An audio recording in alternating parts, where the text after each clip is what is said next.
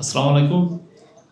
আজকে জেআরএ এবং এইচআরডিসির উদ্যোগে যে মহৎ উদ্যোগ নেওয়া হয়েছে যে এই সিম্পোজিয়ামের, এটি খুবই টাইমলি এবং আমাদের এটা খুব দরকার ছিল।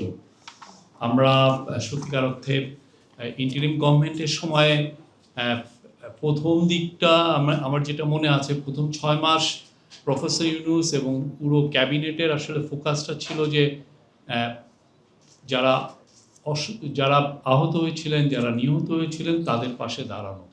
এবং এই কাজটা করা যে কত দুঃসাধ্য একটা কাজ, বিকজ যাদেরকে নিয়ে আপনি কাজ করবেন সেই ফ্যামিলিকে আইডেন্টিফাই করা, ভিকটিমের কে আইডেন্টিফাই করা, এবং এই কাজগুলো মেটিকুলাসলি করা হয়েছে। এই জন্য যে আপনি এমন কিছু দেখা গেছে যে লোকটা উত্তরা ক্রিসেন্ট হাসপাতালে মারা গেছে, তার হয়তোবা তার হসপিটাল রেজিস্টারে ছোট একটা নাম আসছে, আবার ওই একই লোকের গ্রামে হয়তো অন্য একটা নাম। তো এই যে দুইটা মিলিয়ে দেখা, এই কাজগুলো করতে হয়েছে। বা যারা কতজন চোখের আঘাত পেয়েছেন, কতজন লিম্ব হারিয়েছেন, এইগুলোকে সব একসাথে করে এবং খুব একটা, আমি বলবো যে খুব সূক্ষ্মভাবে দেখা যায় যে কোথাও ভুল হয়েছে কিনা। এই ইন্টারিম গভর্নমেন্টের 18 মাসটা আমি বলবো যে খুবই চ্যালেঞ্জিং ছিল, এবং আমি গর্ব বলবো না, বা আমরা একটু বলতে পারি যে খুব ভালোভাবে ভিকটিম ফ্যামিলিগুলো আইডেন্টিফাই করা হয়েছে, ভিকটিমদের আইডেন্টিফাই করা হয়েছে এবং তাদের পাশে দাঁড়ানো হয়েছে।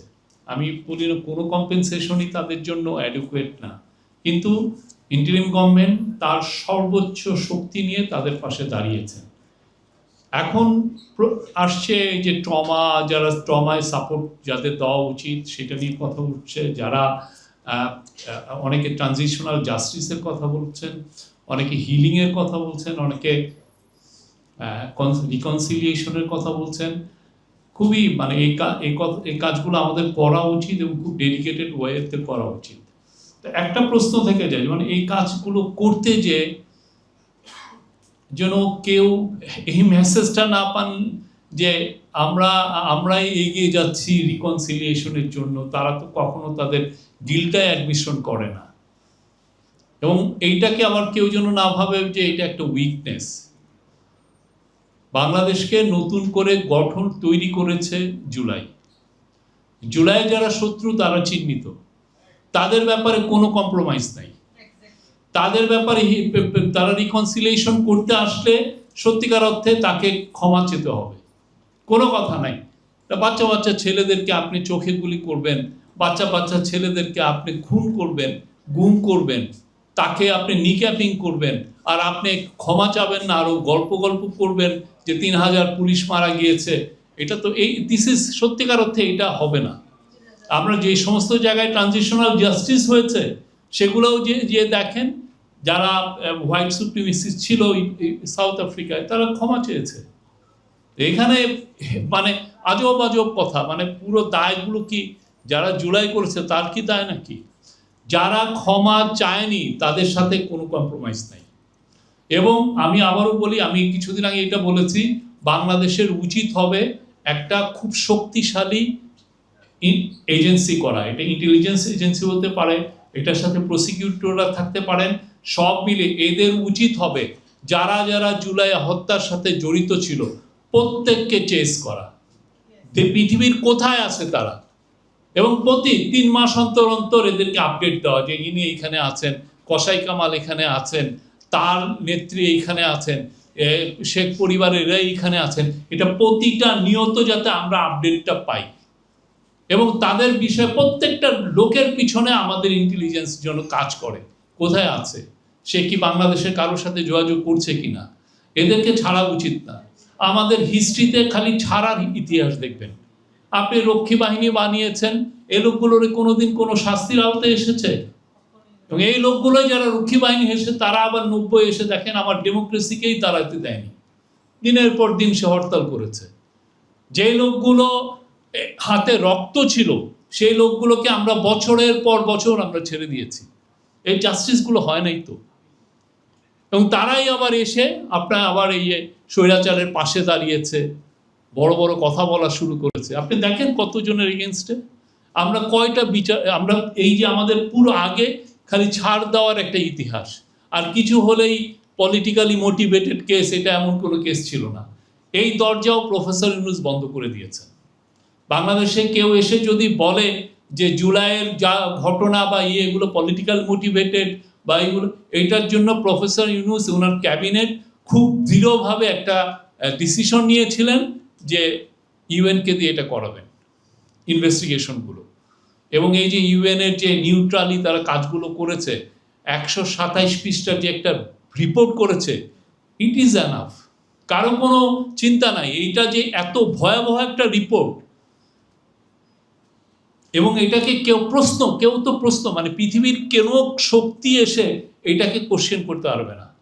কিন্তু ওইটা যদি না করে আমরা যদি আমাদের এই আইসিটি বা অন্য কাউকে দিয়ে আমরা ইনভেস্টিগেট করাতাম, তাহলে সত্যি হতো এই বারবার এই মাইক দিয়ে ওরা কোটি কোটি ডলার ব্যয় করতো পৃথিবীর বড় বড় ল ফার্মকে রেখে আমাদের এই রিপোর্টটাকে প্রশ্নবিদ্ধ করার।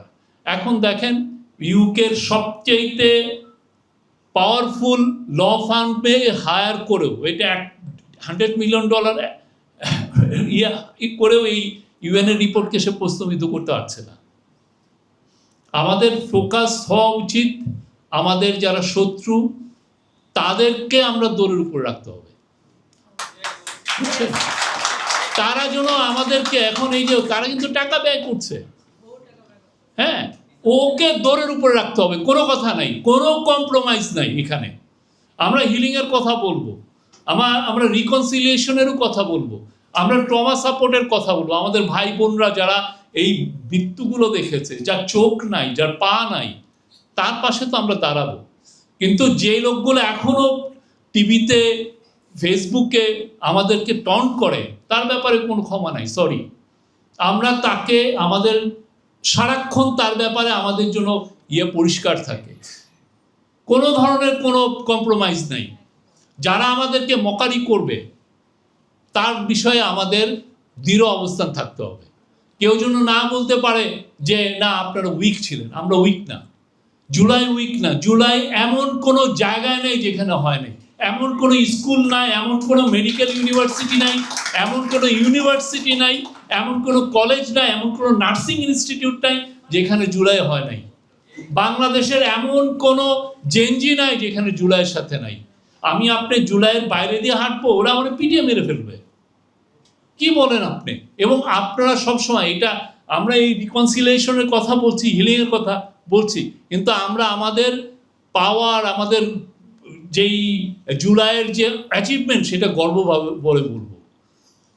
দিস পিপল, এই রেভলিউশনারিরা, এই বিপ্লবীরা নতুন বাংলাদেশ গঠন করেছে। অবশ্যই এটা ন্যায় বিচারের বাংলাদেশ, অবশ্যই এখানে জাস্টিসটাকে আমরা সবসময় দিব, বাট কোনোভাবে কেউ যেন না বলতে পারে জুলাই দুর্বল।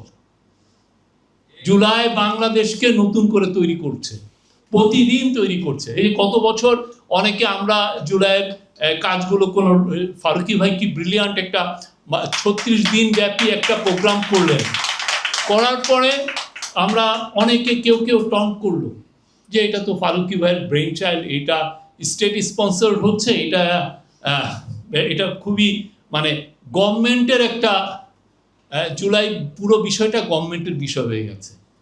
এই বছর দেখেন, গত বছর 4টা না 5টা প্রতিষ্ঠান ছিল জুলাই, এই বছর আমি 20টাকে দেখছি। গত বছর যে ফুটেজ আমি দেখি নাই জুলাইয়ের, সেই ফুটেজ আমি হাজার হাজার ফুটেজ দেখছি।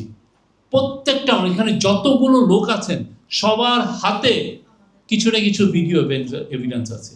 কারো হাতে হেলিকপ্টার দিয়ে যেই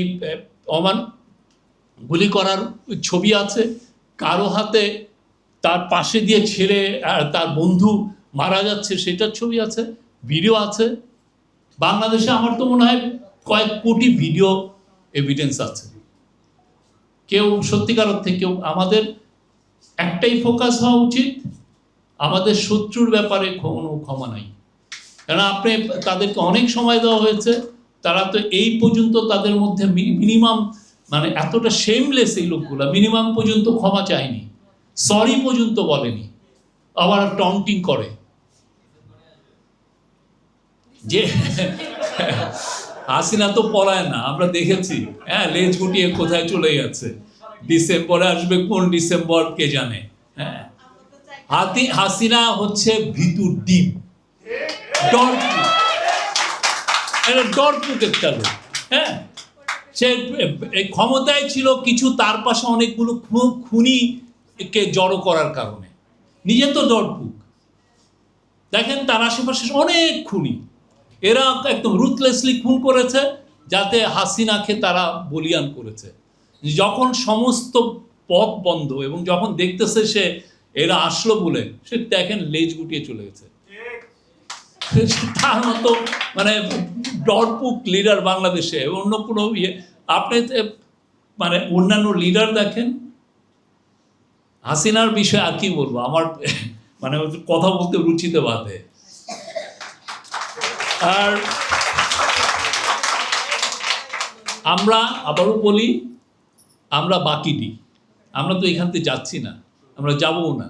কত আমাদের ফারুকি ভাইকে নিয়ে বলছে যে ফারুকি ভাই চলে যাবে, কই ফারুকি ভাই এখানে আছেন। হ্যাঁ, আমাদের একদম পুরো নেতৃত্বে আছে।